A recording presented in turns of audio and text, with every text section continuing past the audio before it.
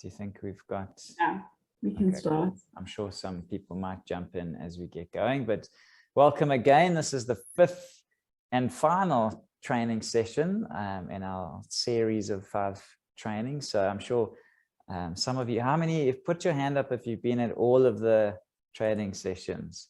Do we have any? We should probably give an award if somebody's been at all of them. I don't see any hands.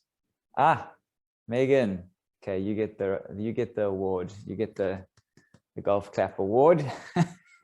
Well done. That's fantastic. So my name's Graham Schnell. I'm the CEO of Focus on the Family, but also chairman of ACM. And it is really great to have people tuning into this training and adding value to themselves and their organizations and making use of what the ACM has to offer. So welcome to you all. The training is going to be an hour in length in terms of Val's presentation, but there is an opportunity for Q&A at the end of that. If you're needing to leave, that's absolutely fine, but we'll build in that extra half an hour for questions and answers. And you're welcome to type questions as they come to mind, even during Val's presentation in the chat. Otherwise, of course, we'll just give an opportunity at the end for people to raise their hands and ask a question. I'm not going to ask everyone to introduce themselves now. I think maybe at the end, when you ask a question, it'd be good to hear who you are, where you're from, and then you can ask your question so we can see the relevance of that. But today's topic and our speaker, Val, is going to be speaking on social media. How does an organization use it effectively? Pretty broad topic, but very important in this day and age that we live in. More about Val. She is our communications director here at Focus on the Family Africa. And so she manages all elements of marketing, communication, and broadcasting within the organization. So that's what I have as the script to say who Val is. But what I can say, because she works very closely with me, Val has revolutionized our whole communications strategy. She's brought in so much. She has a whole lot of experience and history in communicating, in writing, in journalism, in all kinds of different forms of written communication. But then she's added to her knowledge, and she's very up to date and current when it comes to digital technology and social media, which is what we're about today. So you're going to be hearing from one of the best in the game, and we're looking forward to everything that Val has to share. Wonderful. So with that, let me say over to you, Val. Thank you, Graham. And thank you to the ACM for this opportunity. Thank you for those kind words, Graham. I think when we have an opportunity, it's endless what we can do if our heart is in the right place. So I'm very, very grateful for the opportunity of being part of Focus and to be able to share my knowledge and to learn, because truly that's what it's all about. We are all learning, especially in this digital space. So I'm very, very excited to be able to share what I've learned. And I know that the next hour, we're going to challenge ourselves and we're going to learn a lot. So thanks for this opportunity once again. So it seems that there are now over 5 billion active social media users. That's almost twice as many as they were just 5 years ago. And those users spend an average of 3 hours on social channels every single day. So the online space is a place we need to know, and we need to know well. It makes sense that any organization should have an active social media plan to be able to impact this online community. And to add to those stats, the online space is constantly changing. So let's look at this video as we begin and see where we can go with this broad idea of what's happening in the digital space right now and what's to come.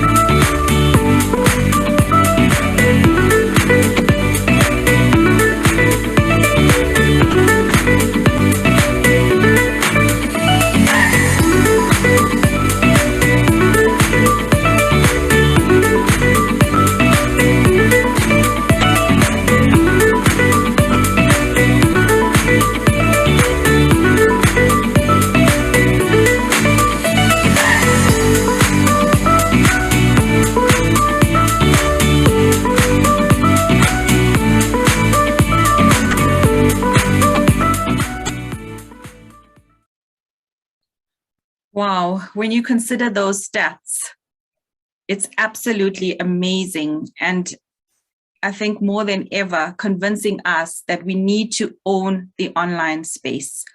It doesn't matter where we fit in as an organization, we need to be speaking to the millions, actually billions of people that are using the online space. So just some comments out of that: 2.8 billion Facebook users, and 80% of them are using and accessing this channel through their mobile phones. So these are the kind of stats that we need to be up to date with when we're getting our social media strategies together, when we're considering what channels to use.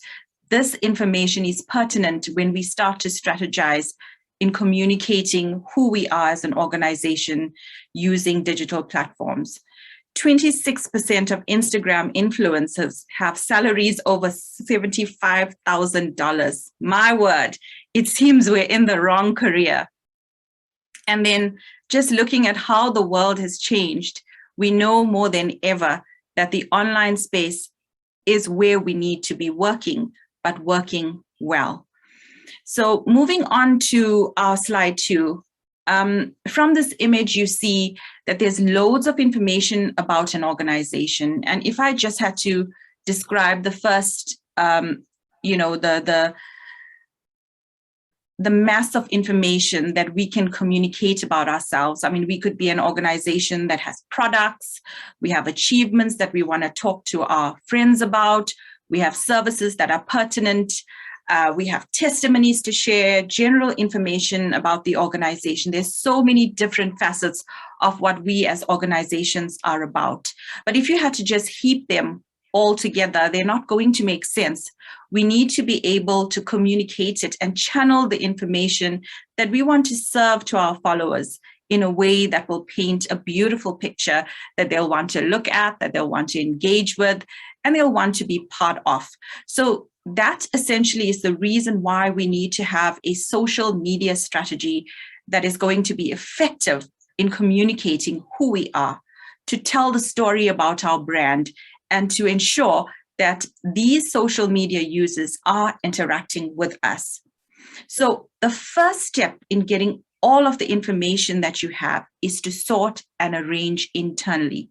You need to get your team together, you need to sit down, and you need to weigh out the importance of each area and sort it out in the order of relevance and how to communicate with your target market. So for example, if you look at Focus on the Family, we have so many different facets of the organization. We have the counseling section, we have the broadcast, we have our resources, we have events. All of these items that we concentrate on over a period of the year, they're all important, and we have different times when they become more important than other areas. For example, when we're having events, it's very important for us to communicate venues, times, dates. When we're having a counseling event, we'll do the same thing using our target markets, and then channeling our communication through the various social media platforms. But we need to ensure that we're not giving out too much of information all at the same time, which can confuse our audience. So it's so important that we place everything in the order of relevance, that we internally communicate as a team, and then the result will be a communication strategy. And in this season, it will likely be an online one, which includes social media together with either print media or radio ad campaign. And it depends on which portals you're using and where your audience lies. And we'll talk a little bit more about our audience shortly. You need to take action then by posting on social media based on a schedule and a plan. It needs to be thought out in advance and agreed on by all. For in an organization like Focus on the Family, every single area is important in contributing to our overall mission of helping families thrive. And so we need to ensure that we are working harmoniously and in unity, and that must translate through our social media channels. So for example, when we're having events, we know within a period of 2 weeks, for example, in October, we have a tour of events. And so our social media plan will tell you with that. And you'll find that it will use the social media channels, our email campaigns, and our selected social media channels to convey the message of what's happening during that time. So too with other campaigns that are running over a period of the same month, but there is a plan and a strategy on how to do it. The result will be a story that followers can engage with, support, and share. And that's that final picture where you see that built up house. And when you compare to how it started with a heap of just Legos, and then we find a way and a strategy to internally put all of the colors together for it to talk to each other, and then finally decide on a vision of how we want the final story to look. And then that is what is posted, that is what people see, that is what people can engage with. And it's so very important for any social media strategy to ensure that everyone's talking to each other, because communication is key. So to move on to the next slide, the basics, and I think translating from that earlier slide, the basics of any communication specific to social media, what we're talking about today. The basic is, number one, you need to know who your audience is. Number two, you need to know which social media platforms they are using. Number three, you need to actively post. And number four, you need to always respond. These are the four key areas that we are going to focus on today, because it is quite a broad area, especially when we look at social media, the various platforms. But the common function of any plan would be to ensure that these four basic points are achieved through your social media platforms. So let's get into it. Number one, know who your audience is. You're going to have a tough time connecting with followers if you don't have a good understanding of who your audience is. Otherwise, they may not care about the content you're posting, and they may not connect with the voice you're using. You need to figure out who your audience is by developing your buyer personas, and this will help you to more effectively build relationships on social media. You need to be intentional in collecting contact details at every interaction. If, for example, you host an event, if you're having competitions, downloads on the website, use it as an opportunity to create a database. You need to collect the names, the contact information, email addresses for an email campaign, or cell numbers for a mobile campaign. All of these little bits of information add up to build your story, and it creates a database with names, contact information that will invite them at a later stage to interact with you on your online channels. So unless you have their details, it's going to be really difficult to engage with them. So that's the first step to engaging with your audience. You need to know who they are. And once you meet them, you need to make sure that there's an opportunity for you to chat with them again or communicate with them on the channel that they're effectively on. And you need to engage with them often. You need to know where and what interests they have over and above your organization, because those are also spaces you need to be at. So for example, if they like your page and you know that they're your friends and your supporters, you should also find ways to implement campaigns that find out a little bit more about who your target audience is. You need to be intentional in inviting your supporters to like your page. You need to promote your channels and use other mediums to push social media. So for example, if you're a radio station, you need to make listeners Facebook friends. So you need to translate the listeners to your Facebook page. So you need to ensure that whatever you're putting out, you need to strategically communicate to them. Thank you for listening to the show today. Make sure you connect with us, like our Facebook page. That immediately translates them from just being listeners to become Facebook followers. For example, if you have podcasts, your customers listen to podcasts, or your followers follow you on a podcast app, then from there you need to ensure that you're translating them from podcast listeners to social media followers. You need to strategize how to convert from one platform to another. And that is a way to acquire new names and new followers. So it's very, very important that all of the connections are happening with a strategy and ensuring that there's a conversion from one portal to another, which maximizes your audience and your reach. And the next slide. Know which social media platforms to use. Different people use different social media platforms. For example, if you're trying to reach seniors over the age of 60, then Snapchat is probably not your best bet. You need to figure out what social channels your audience is using so that you don't end up wasting your resources on the wrong platform. Because obviously there's ad spend to consider, there's campaigns, and there's so many different areas. There's so many tempting ways to spend your money online. The last thing you want to do is use a limited budget on a platform where your followers aren't really active. That's a waste of money and it's a poor decision. So you need to be on the ball when it comes to ensuring that the platform you're using is indeed where your followers are. And also another thing to be very mindful of, don't be pressured to use a channel just because others are using it. You need to know where your people are and you need to go there. When I started at Focus on the Family, I always smile because I think, how did we get from there to where we are? We had just over 300 followers on Facebook, and that was a few years ago. And currently we have over 14,000. And we had to be intentional in how we communicated.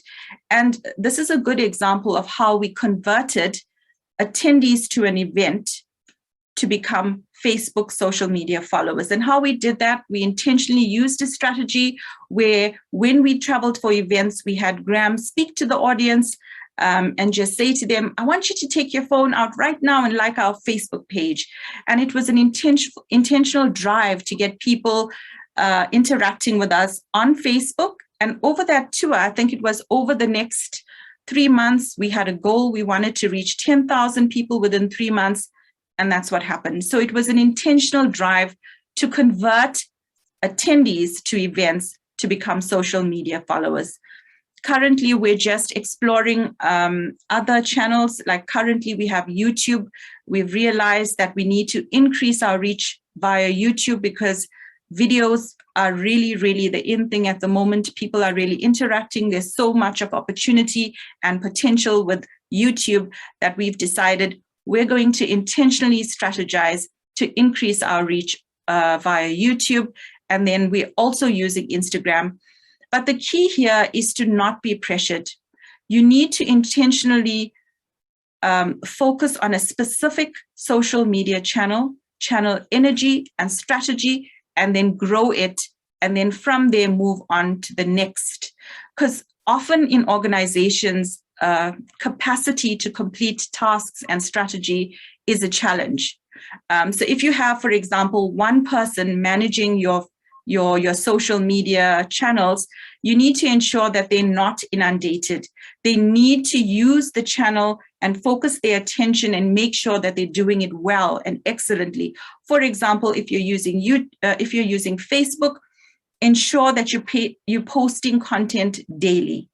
And when you post your content, make sure you're watching the content because people will comment and you need to have someone responding to that comment. You need to have a good reputation online. So for example, if you're posting daily, that's great. But if there isn't anyone looking at the comments to reply, for example, if you post, we're hosting an event and someone immediately looks at it on their mobile device, when is the event? And they're waiting and waiting for a response, but no one replies. And then the event passes and you've missed that opportunity. So it's so, so important to be interacting and engaging with your audience as you post. Another facility that's available on Facebook is the Instant Messenger, which allows people to communicate privately. So you'll find, for example, with Focus on the Family, we have posts about counseling, and many people are asking those sensitive questions, and therefore they won't post on the public platform, and they'd rather use the messenger facility. So you need to ensure that someone's there, someone's available, and able to reply to them within a short period of time. And that also helps you become reputed, because when you, I'm not sure if you've seen that when you go on Facebook through organizations, it will tell you the typical response time. And if you're a good responder, you'll find the comment that will be typically replies within the hour, which is something you want to strive for. It's not always possible to reply immediately because we are all really, really busy, but it is possible to ensure that you have a reply mechanism and then to check that you are replying to the messages. So some popular social media channels you can discuss that I'd like to discuss with you actually is the Facebook, YouTube, and Instagram. And these are probably the three most popular channels for most organizations today. So Facebook is recommended, as you know, I'm sure many of you are already using this platform. It's recommended that you utilize Facebook to build a brand and engage the community surrounding it. You can share videos and blogs. Videos and live shares have been performing very well for many different people and brands on this platform, including us at Focus on the Family. In fact, we've recently stepped out to explore radio broadcasts and videos. So how to ensure that we're creating an awareness and an excitement about local broadcasts coming up. And then we do a little short recording, which we would post on YouTube, that would also form part of our strategy to engage YouTube as a channel. Facebook users are also ready to read, so handpick the best blogs, stories, and commentary to share with your audience. You have to be really picky about your content, and it has to be excellent. It needs to not just communicate the message, but the overall brand of the organization. So ensure that whoever's behind the scenes working on your content is someone who is able to portray your brand properly and excellently. Around 76% of adults online use Facebook. And since the rise of Facebook Live, the platform has seen a 700% growth in video views. So if you're using Facebook and you're generally doing posts, I want to encourage you to start exploring videos, because based on these stats, certainly people are more engaged and more connected when videos are posted, and Facebook has that option to be able to engage with audiences, insights. And based on my knowledge, I have found that posting ads and posting content with a lot of words is not something that Facebook generally likes. Based on the algorithms, you find that posts of videos perform better than posts of text. Also, it's far easier to boost videos if you have an ad spend for Facebook, because there isn't that differentiation of text. So I would certainly encourage you to use videos as a method to promote the brand and your specific campaign. YouTube should be reserved for content that is suited for video. For example, content such as lists is more suitable on platforms that allow for easy scanning, such as blogs or micro-blogging platforms. The most popular content on YouTube is content that falls into the below categories, and those are educational, product information, entertainment, demonstrations such as cooking shows, live performances, and informational videos. So for an organization like ours, as I've said earlier, we're using YouTube. We're trying to get creative on how to engage with our followers by creating content that speak to them.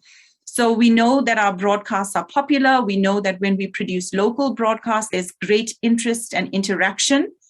And so we're using that broadcast channel to fuel our YouTube channel in the hope that those people who love our broadcasts will be tempted to then follow us on YouTube to watch the snippets of the videos that we're posting about the upcoming local broadcasts, which is quite interesting, even for radio shows. I know I've seen some of our radio partners use Facebook Live to promote their shows, and that is really, really good in terms of conversion of listeners to social media followers. And you can get really creative on what you're putting out to ensure that the listeners are very, very interested in following you on Facebook. We've also found that we've been using our events. So in the season, we've been exploring online events, and we've found ways to ensure that we are promoting our events that used to be in-person tours, and we've been using it on Facebook Live, we've used YouTube, and we've even used our website to increase web traffic. So these are the different ways that you can explore based on which portal or channel you'd like to promote. So for example, right at the beginning when we were testing the waters to see where can we ensure that our followers are going to get the content, but also ensure that we promote the channel for more followers. And so initially we started with YouTube, and we thought maybe what we could do is use YouTube as a channel and then use the link via Facebook to translate and convert our Facebook followers to YouTube subscribers. Unfortunately, it didn't work out. We did translate a few of those and made the conversion from Facebook friends to YouTube subscribers, but there were two heroes in that strategy: the actual content that we wanted to put out, and then the second would be the followers and the conversion. And so the one that actually did win was the people who accessed the video and watched the content, which was really still a win for us. But we then went back to the drawing board and changed our strategy. And it is a learning curve. The online space, there is no one size fits all. And so you need to be constantly engaging, constantly changing, and testing the waters to see what works for your audience. Instagram, it's an app that stores photo first networks, and it's struck close to its roots since then. It's essentially where the young people are posting pictures, the selfie obsessed generation. There are more than 800 million monthly users on Instagram. And it's a great way to engage with young visual audiences, particularly in the millennial demographics. The one thing you need to understand about Instagram, and that is quality first. Users tend to double tap only the most appealing photos and videos. So you need to make sure that you're sharing quality content. Professional aesthetics are your best bet. Recent research profiled the best business accounts on Instagram, and every profile is filled with carefully crafted and well shot images. Now, you don't have to have a professional photographer. I would just like to suggest there's so many videos on YouTube. Just get your intern or get the person who is responsible for posting to watch a few of those videos. There's really very easy tips that you could take into consideration when you're taking pictures in terms of lighting. There's some clever tips, based on how you ensure that your images come across exactly how you want them to with excellence. And based on that, you can quite easily put it together on your smartphone, because these smart devices are really clever and there's so many different things you can do with it. So it's just a matter of ensuring you're in it, you're watching those videos, you're staying up to date on how best to bring out your content excellently. The other big thing at the moment is the hashtag, and you need to determine what hashtags to use and what's performing well for your space, by looking at your metrics, by looking at your analytics, and ensuring that those words that you're using is going to convey the message and bring in connections.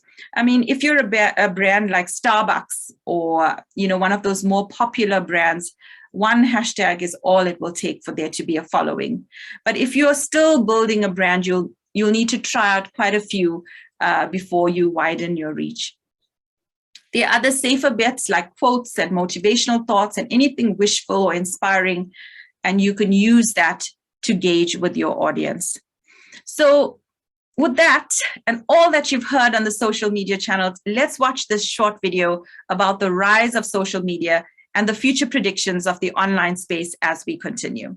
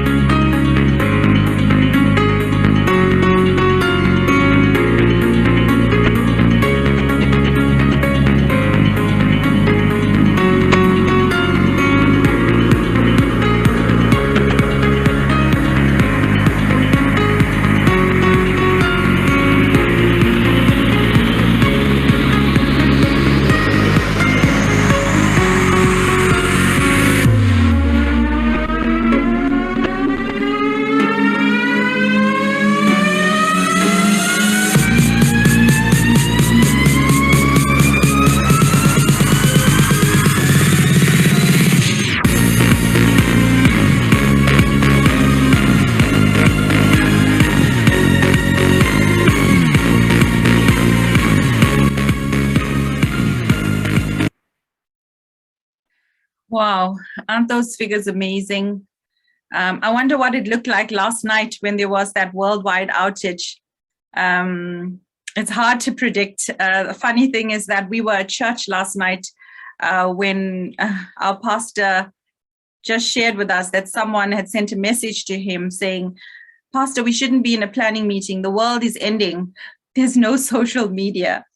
So as funny as that is, it seems that the social media space is quickly taking over the world. I mean, even from the stats I shared earlier, if Facebook was a country, it would have that amount of users in it and be the largest country in the world. So absolutely, these social media channels that you've just seen, the way it's grown, the way it's taking over our online space, now more than ever, there's absolutely no excuse why we shouldn't be in that space and why we shouldn't be speaking to our followers in these different platforms and channels. So now that we've explored some of these popular channels, let's look at a social media strategy and why it's so vital and how it can be effective in communicating with your audience. Let's check out what to consider in developing a successful social media strategy. And that's slide 7, social media strategy. Just to go back, Ben, the social media strategy is the things that you want to consider when you're putting out content. What do you need to consider? We talked about that picture where all of the Lego blocks were in a heap. So this is where you channel, this is where you strategize, this is where you sort your information and ensure that it gets to that picture that you want it to be, that beautiful story that is going to talk about who you are in that online space. So you need to consider a few things.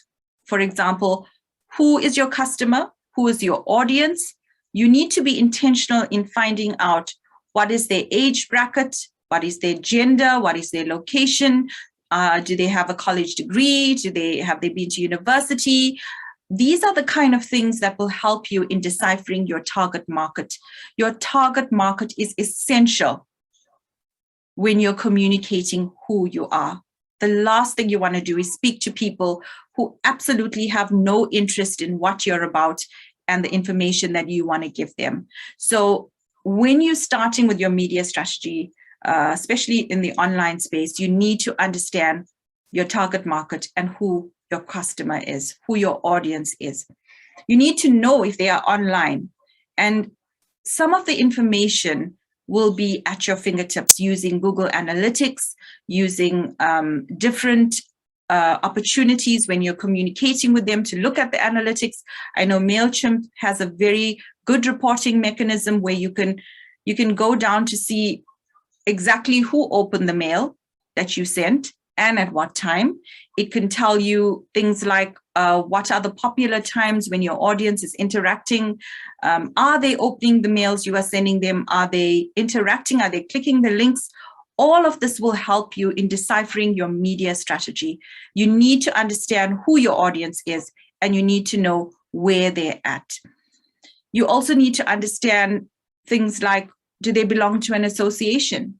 Because, for example, Focus on the Family, many of our channels, our audience is with radio listenership.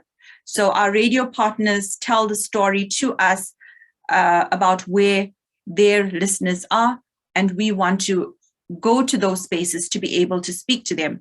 So often you'll find that when we have events or when we have campaigns, we either do a radio ad campaign where we advertise with the radio partner, and then at the same time, we're using social media to post on our space, but also on their space. So if that specific partner allows for advertising on their social media platforms, we would use that opportunity, or we'd simply tag them.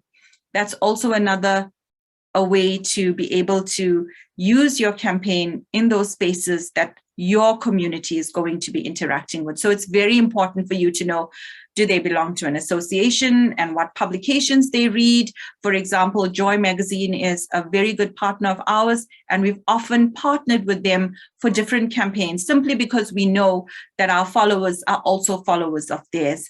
And so it's easy for us to ensure that there is a partnership and there's information that's being shared from one organization to another. So networking is very important when you're considering your social media strategy. So you also need to know what differentiates you, and you need to use that difference to be able to communicate effectively with your people. So for example, you need to gather the best testimonies from who you're interacting with. You need to know what makes you unique, and you need to craft a compelling story based on all of the information you're collecting. So it's not just about what differentiates you, it's using that which differentiates you to be able to tell your story more effectively to your followers, and then also advances you and reputes you further based on what is unique about your organization. You also need to have goals to establish your brand. You need to be able to increase visibility. You need to generate traffic to your website and grow sales and revenue if you have that opportunity. So for example, here at Focus on the Family, we have an online store, we have books, and we have resources that are available for purchase. We do promotions, we do different campaigns at different times of the year, and that's very important. Most recently, very interestingly enough, is that we've been doing online events, and we've used our online store to be able to sell the tickets. So we no longer use a third-party website. We use our own website to sell these tickets to attend our online events, and it has revolutionized our income on this online store, because we've been able to track and see over a period of each month that, for example, on a specific month, we've seen an increase in revenue. And when we go into our analytics and we look, we see it's because we've had an online event. We're promoting that event, but essentially there's an increase in income based on that campaign. So there is a correlation between the traffic that you're generating for a specific campaign that can translate to increased revenue as well. It's good for us to be able to work that way, because as much as we're promoting a specific campaign through our social media channels, we're also building the brand and the reputation of the brand at the same time. So those goals are essential when you're putting together your social media strategy. So then you also need to understand, how will you execute your plan? What do you need? What tools are necessary? Who will be responsible for making sure that all the I's are dotted and all the T's are crossed? How will you measure it? Because it's not just a matter of implementing the strategy. We need to be constantly tracking it to make sure that it is working. I mean, I remember we once had a campaign. We did a geotag on a boost. We promoted the event, and we found that there isn't any there weren't much interaction. We found that specific campaign didn't work for us. And when we went back and we looked, we saw that we had run it as an event on the Facebook page, but people weren't marking as attend, and therefore that campaign didn't perform well. And that was also another area where we tried to see through test and control if that method would work for us. It didn't, and so we didn't explore it. But it's not to say that it's never going to work.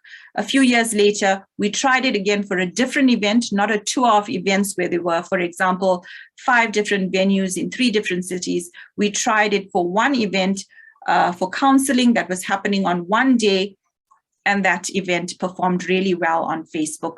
So there are many things to consider. When something doesn't work out, it doesn't necessarily mean it's never going to work out. We need to revisit it at different times based on your audience, because your audience will be regularly changing. If you're ensuring that you're acquiring new names and being intentional in growing your database, then absolutely these strategies will need to be revisited at different times based on how you're interacting with people. The other important factor is, when will you communicate? what social networks, how often will you post, will you blog, or will you use visual videos? And we've heard just now me talking about the videos and how important it is in this season. So definitely, as I said earlier, if you are using posts on Facebook, you should intentionally look at using videos in this season, because it certainly is performing quite well. Also, in terms of social networks, I know we at social media, being socially aware of our followers, we use a lot of effort in Facebook, and we constantly creating content. We ensure we do an average of 3 posts a day. And some days, depending on different campaigns, though, that can go up to 4 or 5. These social media followers are on at all different parts of the day, according to our stats. So don't ever feel guilty of posting too much. It's very simple. They'll just scroll through if it's too much. So you don't limit yourself. Continue to post those relevant posts about campaigns that's talking into your brand. Ensure that it's constantly out there so that people are able to engage with you and be able to connect with what's going on with your brand. Once you've come up with a social media strategy, you must dedicate time to it. And staff is the biggest cost of social media, but it is critical to success. Remember that social media can include many people in your organization. You need to draw on young volunteers who are confident online.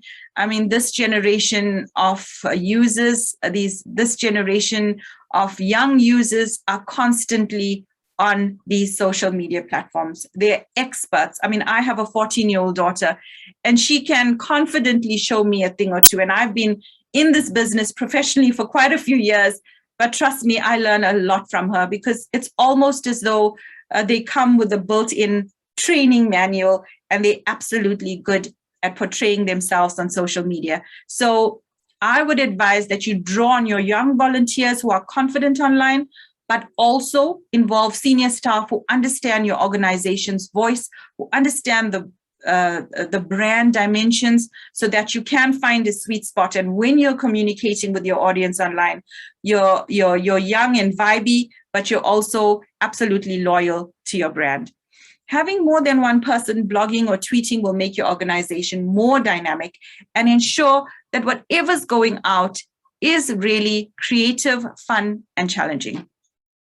Let's move to slide 8. Actively post. Now, you have to be active on social media. The last thing people want to see is, oh, here's my favorite organization, follow, but there's nothing. And truly, if day after day, they're not finding anything that's interesting about the organization they're so passionate about, that passion is going to just dwindle away and you're going to lose supporters. So you need to know that if you have a social media channel, you need to be actively pursuing your followers. You should try to post on a daily basis, whether it's posting links to new content, posting questions to your followers, or simply responding to comments. The more active you are, the more engaged your audience will be with your brand. And if you're not active, then people will eventually just forget about you. And I can remember so many instances where I followed my favorite beauty spa. I was so excited about the treatment I received. The girl who did my nails was absolutely brilliant. She engaged with me. She was young. We had a good conversation in the 20 minutes that we spent together. I left with this great impression of this place. And I immediately go onto social media. Let's follow them. And you see them, you get excited, you follow them. And then nothing. And then over a period of time, that excitement dwindles, and it's no longer an excitement for you. But if they were posting, if they were challenging, if they were telling you about their specials, definitely you'd be interacting with them, connecting with them, and very quickly returning to the store. So that is one of the reasons why it's so important to be constantly posting. I know here at Focus on the Family, generally, we're always posting our broadcasts every morning. We have a social media strategy for Facebook. And so every day of the week, we're posting content that's pertinent to that particular theme for the day. We also, for a little while last year, we tried to use testimonies to be able to tell the story and these were very, very well received. So I want to encourage you to try and post different things, to interact and to be curious with your audience, because you never know what could suddenly become viral material. It's very unpredictable, but the only time you're ever going to get there is if you're putting out creative stuff and being able to use it to interact with your following. And then to slide 9, types of content for different social media platforms. And this is just a very, very brief overview of some of the things you could be posting. They're just simple ideas. I think it worked for us. And I think for many organizations who are starting off, you know, it's a good platform to be looking at in how to post. So just quickly to go through it, on Facebook, it's good to have behind the scene photos. So for example, you're hosting an event, it's a big event and you're wanting to promote it. It's very good to show what's happening behind the scenes. Maybe a picture of someone doing hair and makeup, or someone just giving a clip of the tips that's coming. These are the kind of posts that will generate an interest on what's to come. If you can't find anything that's pertinent to a campaign, but you still want to engage with your Facebook followers, then just post a quote that's in line with your organization, with your values. Maybe it's a specific theme for the month. Use the opportunity to use quotes, famous quotes, biblical quotes, but something that's going to speak to your audience. Fill in the blanks. That's a very clever way to get people to interact with you. I mean, if you're a religious organization, if you're a radio station, maybe it's even fill in the missing word from your from what you stand for, your founding statement. These are clever ways that you could use social media to interact and get people to reply, because that's what you want to do. When people interact with you, when they're commenting, when they're sharing, it's only going to take you higher on the algorithms of Facebook and ensure that you get seen by more people and more followers, and give more followers an opportunity to like your page. True or false questions, blog posts, newsletters or announcements. These are all of the channels that can be used via Facebook.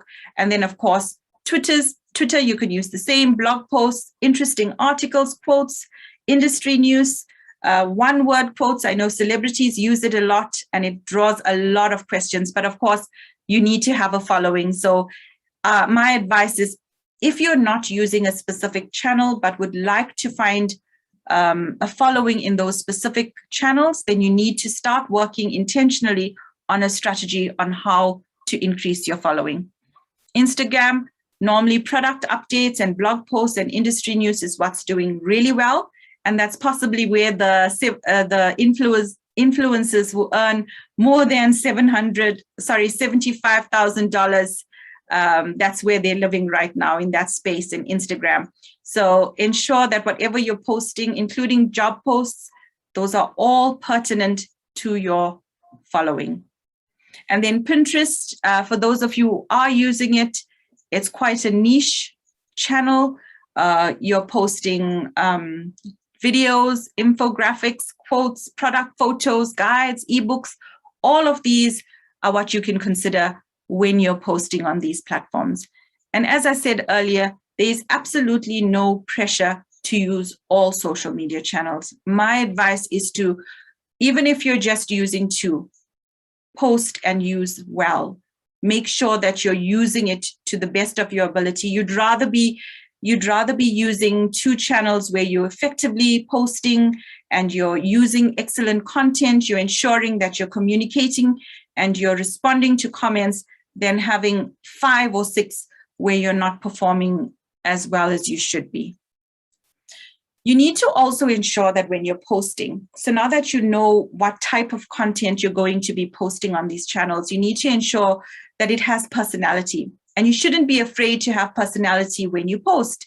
Some of the businesses that are the most successful on social media are known for their sense of humor and their willingness to take risks. And I know the one that comes to my mind is Nando's. They always have those very witty comments, and they always with the times. So you'll find that when they're posting, people love what they're posting because it's usually humorous, it's usually witty, and it's usually talking into something that is current. So you need to ensure that if you're posting, that you try to follow those kind of guidelines to make sure that the more of a personality you have, the more willing your followers will be to engage with you.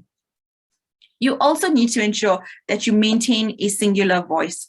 Although you should have a personality when you post to social media, make sure that your voice is the same across all platforms. Consumers will be confused if you have a somber, distant tone on your website, but a goofy, informal tone on your social media. You need to ensure that you're communicating effectively. That being said, we understand that when you're sending an email, it's going to have to be a little bit different to a meme, for example, on Facebook. So there are lines and boundaries, but you need to ensure that your audience who's interacting with you on the website is not going to be confused when they see a post on Facebook. So it's very, very important for us to make sure that we maintain a singular voice when we're posting online. You also need to know when to post. And you heard me say earlier, analytics is so important. Google Analytics, you need to have, so whoever's in charge of your social media, they need to be constantly looking at the analytics. When are people online? When are your followers opening those emails that you're sending out? What kind of audience are interacting with you on Facebook, for example? What age group, what demographic? Are they male? Are they female? All of this will help you in implementing your strategy. Posting at a time when nobody is logged into their social profile means that whatever you posted will go unnoticed, because often what happens is feeds are constantly updated. So for example, if you decide I'm posting at 9 a.m. and most of your followers are in meetings or dropping off kids at that time, then those posts has the potential to go unnoticed. So you need to make sure that timing is perfect. Also, don't just share your content. While you should use your social channels to share new content when you published it, be sure to share other things as well. For example, share content from other sites that you think your followers will like or find helpful. Share posts from your followers that you like. This shows your followers that you're not just using social media as a promotional tool, but you really do care about them and you're sensitive to their needs and that you understand them by sharing information that you believe will help them, not necessarily things that concern you and your site, but promoting their interests. And that is something that your audience will appreciate. You also need to remember that social media is social. So you need to create an interactive online presence. People don't join networks to be talked at. The platforms are supposed to foster conversations, engage your volunteers, your staff. So you need to be using people to help you, to network and to promote whatever campaign you're doing in a very friendly manner. Invite your board of directors, invite staff members, especially the young ones who are using perhaps channels that you might not be exploring right now within the organization. It is likely they would love to share photos and videos about the organization with friends, colleagues, and families. And you have to understand there's a variety of people, there's a difference of people within any organization. And you can be surprised that when you invite others to share your posts, the interactions and acquisitions you can get out of that would be great. And after that, your network will grow if you are engaging. So as much as you invite your staff to share your posts, you need to be intentional in ensuring that whoever they're sharing with and whatever information that is coming out of that, that you are engaging and ensuring that there is a connection between your acquired followers. Ask questions, share news stories, collaborate with other organizations, listen to others, and be social. Networking is key for social networking. So on that note, let's move to the next slide. And that is a social media content calendar. And this is very, very important as you heard me speak about a strategy, because in that overall picture that we started off with, that heap of Lego to that beautiful picture at the end of the house, you need to be able to not just sort out all of the information. You need to ensure that when the information is going out, it is at the relevant time.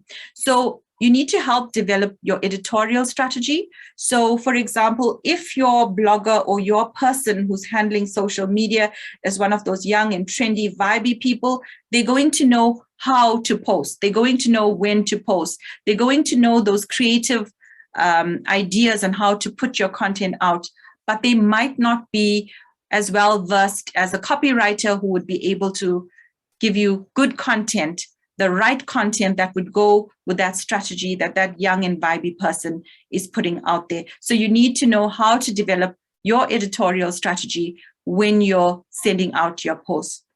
Cut extra time out of your content marketing strategy and help allocate your resources wisely. So that is to make sure that the messages you want to communicate is essentially getting translated to what is posted. Organize the way you curate and create content and help you consistently publish high quality, high performing content pieces. So your social media content calendar should not just effectively be able to communicate whatever you want. There is a method that is going to ensure the magic. So my advice to you is to ensure that there is a collaboration between your young vibey intern and the person who is going to give the right words, the exact vision to be able to translate through whatever's being put out on social media. And then the next slide. You have to have netiquette. Now, this is simply etiquette online, and so it's important for us to look through this. Necessary, one is necessary. Do people really need to know what you are posting? So you need to ask yourself these questions before you post. These are things you need to consider to ensure that whatever you're posting is going to be relevant and is a good netiquette to have on the net. Exemplary. Are you portraying yourself in a model fashion? Thought-provoking. Is your post stimulating? Idealistic. Do your thoughts show principle? Quotable. If someone used the words in your post to define you, how would you be remembered? Understandable. What is your tone? Essential. Is what you are saying crucial to the situation or conversation? Trustworthy. Do your words portray you as someone in whom people can confide? True. Don't just lie, ever. Exactly what you intended. Overall, does your post convey what you intended? So this is something that is very, very important when you're putting together your social media strategy, when you're thinking about what to post, when to post, and how to post it, because the last thing you want to do is just to put out content because you have to. You need to ensure that what you're putting out there to your audience is going to be relevant to them. One of the things that that is quite big in this space is list swaps and database swaps.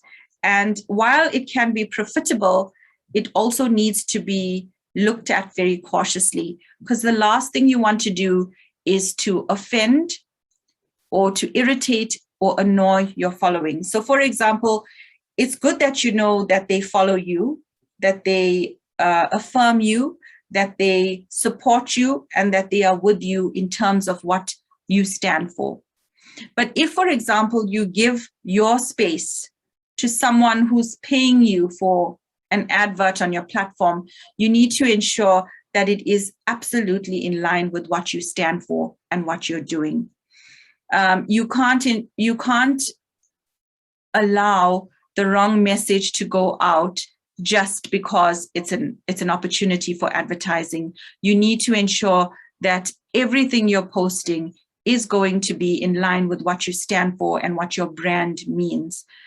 Because once you lose supporters based on the fact that your advertisers or your partners or your friends are not in line with what they stand for, it can be damaging to a brand. And then slide 12, always respond. Because social media is very public, always respond to questions or concerns posted by your followers. You should especially address negative comments as long as they aren't purposefully inflammatory. Remember, social media is a PR tool as well, which means everyone is watching how you handle irate or unhappy customers. Social media can be a very effective tool for building relationships with your audience as long as you know how to use it properly. Interacting with your followers will help you leverage your social media presence more successfully. More than anything, you want to avoid having irate customers or followers posting on your social media and you're not doing anything about it.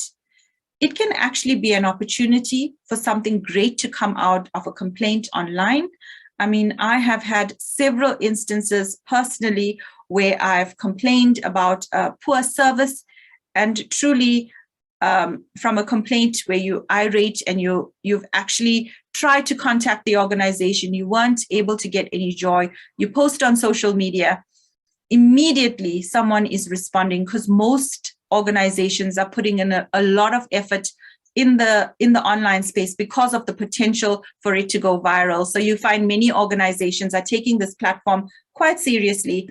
And so when someone posts a negative comment or a negative complaint, there's an immediate response, which actually helps the situation a little bit, just reassuring them and ensuring that they have something to fall back on in terms of next steps.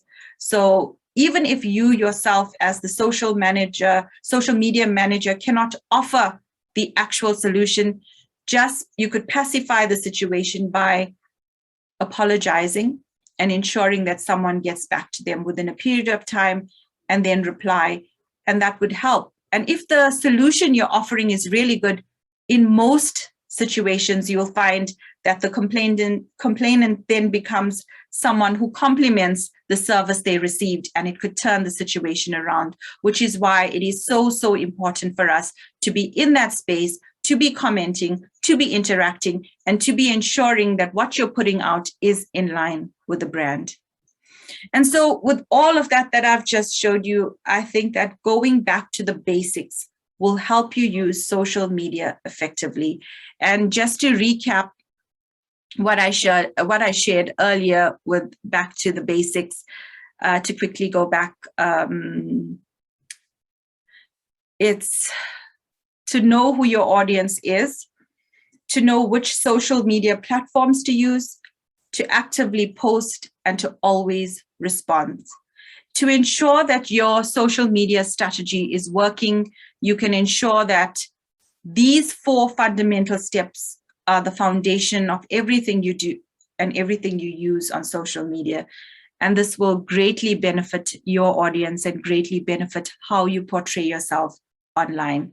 So that brings me to the end of my presentation and my teaching on social media. I hope that it has been helpful in understanding how to effectively use it. It was quite a broad topic. It was very difficult for me to narrow it down. But if there's any specifics you want to talk about in terms of specific social media channels or any questions about conversions, I'll be happy to answer those now. I haven't been able to see the chat facility, but I'm sure Graham will help me as we go along with the questions, if there are any. Thank you so much, Val. That was very informative, and yeah, I really appreciate all the preparation that went into that, and I liked how you ended with back to the basics again. Yeah, so it was know your audience. I've missed one of them, and then it was actively post and respond. What was the second one, just to recap that? Know which social media platforms to use. Yeah, so based on knowing the audience, know which platforms. Okay, wonderful. We are open for questions, everybody. There hasn't been anything in the chat as yet. So maybe I can kick it off and everyone can just give some thought to a question, and you can just raise your hand or if you want to use the chat feature, you can do that. I just thought to ask the question of advertising, Val. And I think there was a training that maybe touched on this more specifically, but just give us some tips on, how you choose where to spend, how much to spend, and some of the thoughts that go into, I've got a budget for this campaign. How do I spend that effectively? I mean, I know that's again quite a big topic, but just some of the nuts and bolts, some of the thought process into making those decisions. So of course, it starts off with a budget, and depending how much that is, you would effectively look at where your audience is. So for example, if you look at, if we take Focus on the Family as an example, we find that our ad spend is based on more than one platform. So we'll have a social media spend based on our Facebook following, and then we'll also have a radio adverts budget, which is based on the fact that a lot of the people who we are speaking to are coming from the listenership on our radio partners. So we'll put a budget towards the radio spend, and then we'd also use effectively the social media platforms. Currently, we're using Facebook because that's where our largest following is coming from. And so it makes sense that we would use Facebook as the following or the channel of choice in terms of spend. What we've also done recently is we've explored radio partners. So via analytics, we've been able to establish that some of our listeners is coming from the website of one particular radio partner. And so we will interact with that radio station and find out, is it possible for us to do a paid advert on your Facebook page, and then be able to streamline that budget to be able to accommodate where our audience is. In terms of advertising, the key is audience interaction and target market. So you're going to have to know who your audience is and where they're at. And that is basically which will dictate where to spend. I have found, many people think that the budget is really high. A budget of just 500 Rand can effectively boost a campaign. For example, you need to think about in terms of demographics and about where exactly in terms of location you're wanting to post. But based on streamlining your post and selecting a specific targeted audience and using at least 500 Rand, we've been able to effectively use campaigns with that small budget on Facebook, and has increased, our interest in terms of brand or event or campaign. So does that answer your question, Graham? Yeah, thanks. But I think it's, it comes, as you said, it comes back to the knowing your audience. And with social media, when you know your audience, I think you can really narrow it down, because you can, instead of just kind of posting, flyers in a geographic area, you can now say, well, I want them to be this, are they only Christians? Do they listen to this kind of music? You can get quite specific. So if you know who your audience is, you can actually target them very effectively. So yeah, I appreciate that.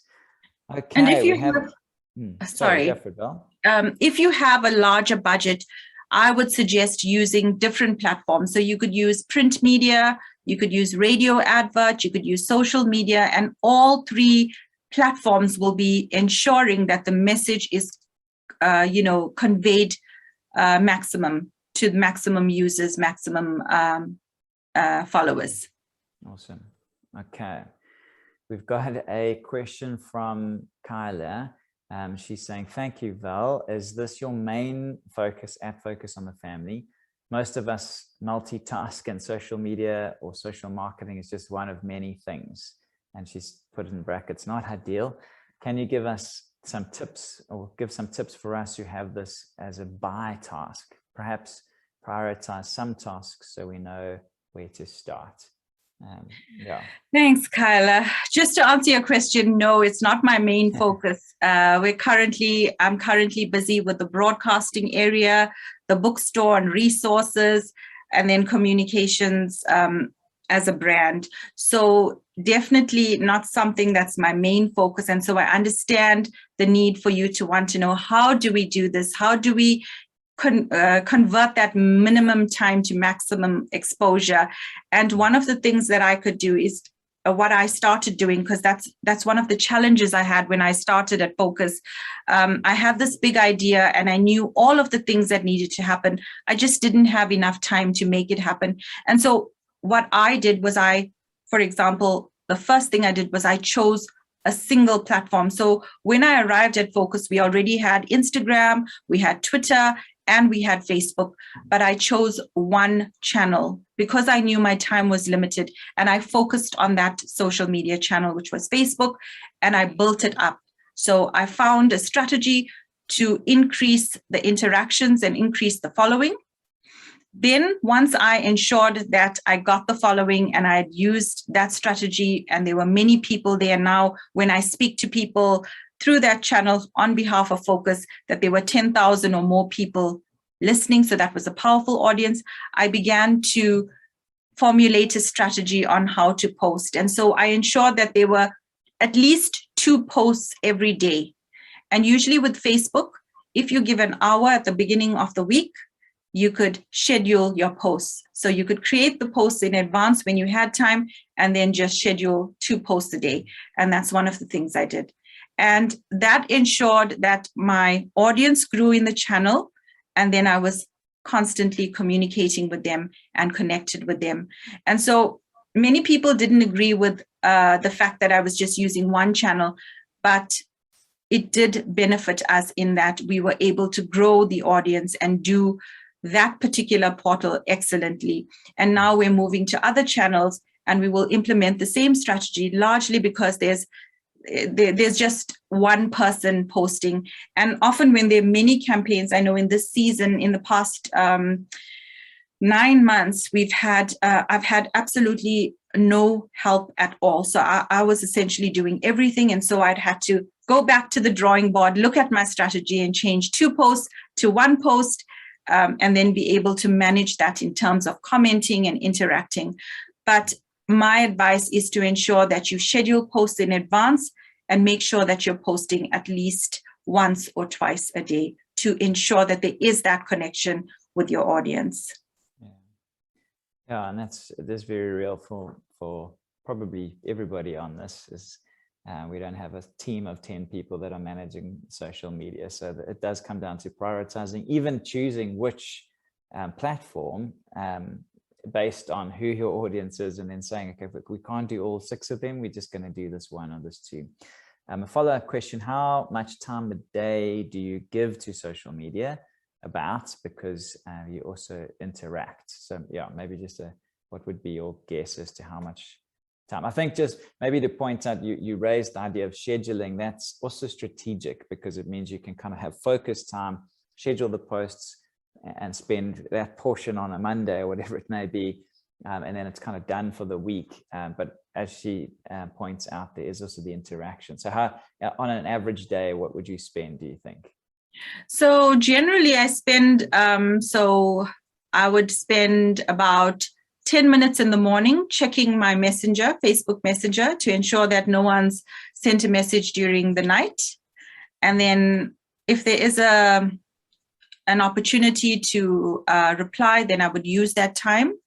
And then in the afternoon, I check again. So not just the messenger, but also the post that we posted from the day before, or if we're running a campaign. And so generally it will be about 15 minutes in the morning and 15 minutes in the afternoon, just checking the interaction. That's not ideal. Essentially, when someone's posting, they'd want a reply very often, but based on the time we have in the day, we have to make a decision. Let's make it twice a day when we will chat with our connections, and to see how we can help them based on the questions. If it is a specific campaign, for example, we have events coming up, then of course that would now become more than twice a day. It would possibly be 3 times in a day, maybe add in the afternoon rush when people are usually waiting for children, scrolling in the car, and then you could increase that to maybe checking and responding 3 times within the day. Then also I would schedule maybe a Monday or a Friday. I would give an hour to design and schedule at least 5 posts for the week ahead. So usually what would happen is, if we're having a campaign, we give more time because there's more posts for that day based on what campaign we're having. So for example, where we'd have one post a day, we then have maybe 2 or 3 because we're having an event or we're having a fundraising campaign. And then based on the need, we then give more time. But in general, I would say 15 minutes in the morning, 15 minutes in the afternoon, and then an hour or 2 upfront based on how many posts you intend to post for the week ahead in order to design and schedule the post. Awesome, thank you. And I think you mentioned a bit earlier, even the use of volunteers. And obviously you've got to do that cautiously, because if they're on your social media, they're representing your organization. But if you've got the ability to recruit and train up some effective, healthy, strong volunteers, you might be able to equip them, even if it is on the response, maybe with you could write out some kind of canned responses to specific kinds of questions. So yeah. One of the things I found that really helps is you can use your volunteers or your interns. You might not be completely confident that they're going to be able to put out the content effectively, but how you can use them to help is to post your posts and share your posts on groups. So for example, your local groups, your buy-sell groups, your moms groups, your networks for professionals. These are opportunities for you to become members of the group or to like the page and then to post your post there. That will share your post. I found that for us, in addition to the ad spend, we also spend some time. So for example, the 15 minutes that I give in the morning or in the afternoon, if I find there isn't anyone replying, there's no response necessary, I would just go through the different groups that I'm part of and then just post there. Just be mindful. Sometimes there are rules in place, but generally if it's not content that's sensitive, they generally don't have filters and you're able to post it and then get the word out there. So that's an intentional way to be able to spread the word if you don't have a budget. Okay, excellent. So Sally just says, thank you so much from Gateway Radio. And then another, just a follow-up from Kyla, just saying also thank you. And how long did it take to get so many likes, as in months or years? It took us about, I think, Graham, about 2 to 3 months. And it's because we were intentional it was a campaign. So every time we had an event, Graham would encourage people to take out their mobile phones and like the Facebook page. We also ran a little competition, help us get to 10,000, and we promoted that. We used email. So we sent a mail shot to our followers. At that time, we had, I don't know, about 20 or 30,000 people. We had mailed them. We had done it over a period of 3 months. So once a week, we'd send it out. We also used our radio tags as part of that promotion. Just saying, oh, and by the way, if you don't like our Facebook page, like it now. And that helped to get the message across. So we used different channels to be able to promote that campaign. And within 3 months, we were able to reach our goal of 10,000. But I think I mean, just to add to that, it is an ever growing thing. You know, we were on whatever we already had, whatever it was, 8,000 or something, and we wanted to get to the 10,000. So, but it's being intentional, as Val said, and using different opportunities. I remember with one set of events, we had it was a marriage event. We had a bench on the stage, and we had people come. We had created like a photo booth for people to come and take a photo, and all of those photos were then put on our Facebook page. And then we were saying, well, go and find your photo. So that was another way of attracting people to go and find the photo that they wanted to see on the social media page. They were then sharing that with their friends and family as well. So it's using creative ideas, and as they'll say, be intentional. Competitions work. Advertising. I remember doing the first, I think, ever advertising campaign we did for Facebook was just to grow the likes, the following, and it was amazing. I think we'd spent ages just slowly growing, and then with one ad campaign we doubled or tripled or whatever it was our numbers. So yeah, giving thought to all those different options and what you're wanting to achieve. Okay, any other last questions before we wrap up? We've got a couple minutes left. If anyone wants to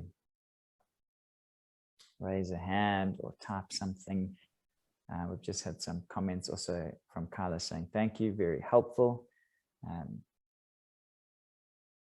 Okay, doesn't seem to be any more questions. Okay, well, wonderful. With that then, thank you so much. Another Megan also saying thank you. And Megan, again, thank you for being the faithful follower of ACM and being at every training. But thank you to you, Val. Thanks for the preparation. Thank you for the insight you've shared. I know even if it's just taking one little bit of information away or one strategy that you're going to put in place, it'll help those that have been listening here today and watching and understanding more about what's available to us all in the space of social media. So thank you, Val. Really appreciate that. And thank you to everybody who's joined us. This wraps up the series, the training series. So hopefully you've really gained a lot of both just information, but some strategies that you can put forward into place that will help your organizations in the future. And Natalie, any other closing comments or housekeeping or anything we need to do before we wrap up? No, nothing from me. Thank you to everyone who has been with us the whole way through this training series. It's been great, and we intend to do another one early next year, so watch out for that. Awesome. And there will be a recording of this made available in the near future, so you'll be able to go back and catch those bits that you might have not been fast enough to make notes on. So thanks again. If you've registered for the networking events, we hope to see you there on Thursday. Otherwise, we'll catch you at the next training time. Blessings to you all. Bye-bye.